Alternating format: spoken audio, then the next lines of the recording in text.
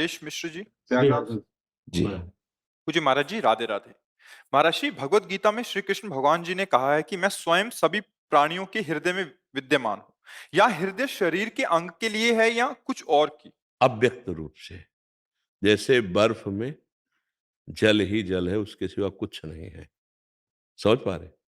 अब हम कहते हैं बर्फ के बीच में भगवान विराजमान है, अब हम देखेंगे तो जल के सिवा तो कुछ है नहीं।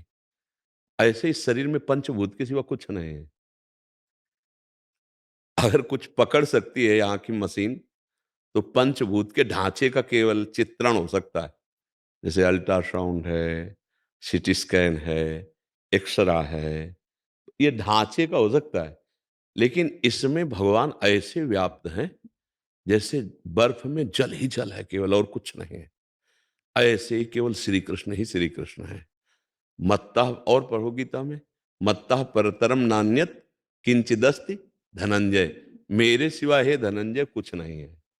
अब उसको जब हम शास्त्रीय विधि से देखते हैं तो सहस्त्र शीर्षा पुरुषा सहस्राक्षा सहस्त्रपात सभूमि ग्वं तस्प्रत्वात तिष्ठत दशांगुलम, नाभि से हम 10 अंगुल नापे तो इसे हृदय देश कहते हैं। यहां बोले भगवान यहां विराजमान। तो पोस्टमार्टम किसी को मिला क्या? मन मिला, किसी को बुद्धि मिला, कोई भगवान का कुछ केवल ढांचे का है। ये क्या मुर्दे में भगवान नहीं रहते? मुर्दे में भगवान नहीं रहते क्या? रहते हैं भाई। अगर मुर्दे में भगवान नहीं रहते तो ये शास्त्र की बात गलत हो जाए कि कहो सो कहां जहां प्रभु नहीं। और देखो प्रभु को पैदा करके मुर्दे से दिखा दिया। पृथु भगवान का अवतार मुर्दे शरीर से हुआ है।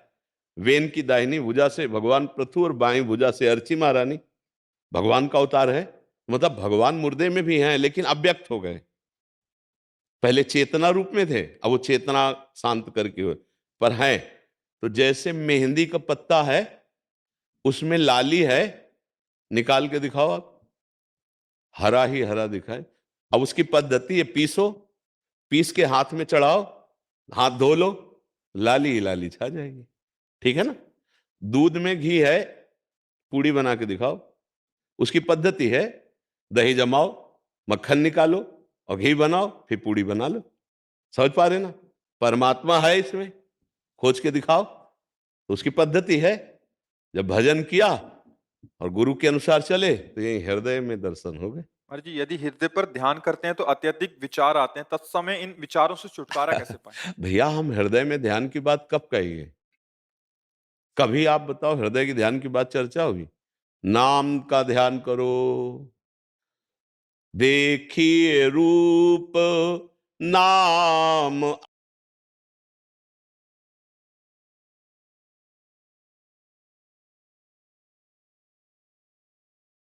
आदीना।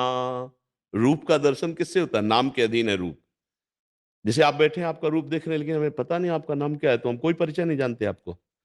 बोले वो आए थे आपके पास, नहीं हम तो नहीं जानते। नहीं वो सामने ही बैठे थे। तो हमने नाम नहीं जाना ना, इसलिए आपका परिचय नहीं हुआ। अब नाम जान लिया ना, तो वो आए थे, हाँ हमारे सामने बैठे थे। रूप का परिचय कौन कराता है? नाम। इसीलिए हम कहते हैं नाम जप करो, नाम का ध्यान करो, राधा, यही सब कुछ प्रकट हो जाएगा। अब हृदय का क्या ध्यान करोगे? इसमें तो मन है, बुद्धि है, चित्त है, अहंकार है, और उसमें असत विचार है। आंख मूंदोगे अंधकार और विचारों की ज्वाला बढ़ती चली जा रही है, विषय वासना। तो ध्यान तो बना नहीं ना। अच्छा, अपने लोग कोई प्रवचन नहीं कर रहे हैं, अपने लोग इस मार्ग में चल करके बात कर रहे हैं। जब हम बार बार लिखना शुरू किए राधा राधा, अब मन भागेगा, उस जहां जहां भाग के जहाँ हटा के लाओ राधा राधा। अब कुछ समय बाद जब ये नाम का चिंतन आपको निष्पाप करेगा तो यही रूप प्रकाशित हो जाएगा। जो चाहोगे, जो चाहोगे, जैसे तुम्हारे पास धन है, जो चीज चाहो खरीद लो जाके। ऐसे ही परम धन नाम एकत्रित हो गया। राम रूप दर्शन करना चाहो, कृष्ण रूप दर्शन करना चाहो, आत्म स्वरूप का बोध, सब हो जाएगा। बस नाम इतना जमा होना चाहिए। अब भाई आप गए, बोले हार दिखाइए, बोले आपके पास कितने हैं? बोले 2 लाख रुपए हैं। बोले नहीं, ये तो 11 लाख का है। हटो, चलो साइड में। आपके पास अपार धन हो तो आप खरीद लोगे क्या? जो चाहोगे, जो चाहोगे। इसीलिए जो विवेकी जन हैं पहले धन एकत्रित करते हैं, तब फिर देखते हैं सौदा। तो हम सौदा करना चाहते हैं आनंद सिंधु का, तो आप खरीद लेंगे नाम से भगवान को। सुमिर पवन सुत पावन नामू, अपने बस कर राखे रामू। नाम परम धन है, यह अनुभव की बात, संतों की बात, इसलिए हमारा हर उत्तर आएगा तो विश्राम नाम में होगा कि आप नाम का ध्यान करो, नाम का जप करो, फिर देखो धीरे धीरे अंधकार नष्ट होगा, प्रकाश, और उसी प्रकाश में परमात्मा का साक्षात्कार होता है। और बिना भजन के अनुभव है नहीं, शास्त्रों की बातें पढ़ के बोल लो, कटाक्ष कर लो, अंदर का कुछ ठीक नहीं कर सकते। अंदर का ठीक करने के लिए कुछ पढ़ो या ना पढ़ो, आज से पकड़ लो कि 1 मिनट भी खाली नहीं रहेगा। हम राधा राधा, राम राम, हरि हरि, कृष्ण कृष्ण, जो नाम प्रिय है हम वो जप रहे हैं। फिर आप बताना, कुछ दिन पहले युद्ध होगा, वासना, पाप, पाप प्रवृत्ति, इनका नाश होगा, तब तक आपको जलन रहेगी। फिर इसके बाद जो घाटी आएगी आनंद की, फिर उसमें उमगन में नाचता है मन। ओहो प्रभु कितने कृपाल हो। पर वहां तक पहुंचने के लिए हमको कोई हिम्मत बनाने वाला चाहिए। शाबाश शाबाश, निकल गए निकल गए, नहीं तो इतनी घाटियां है कि धम्म से गिर जाए फिर उठने की हिम्मत न रहे। काम है, क्रोध है, लोभ है, मोह, अब मन जलता, सामने भोग उपस्थित है। माया कह रही भोग लो अभी सुखी हो जाओगे, अब भोग लिया, अब फिर अभ्यास गंदा हो गया, फिर गलत, फिर गलत।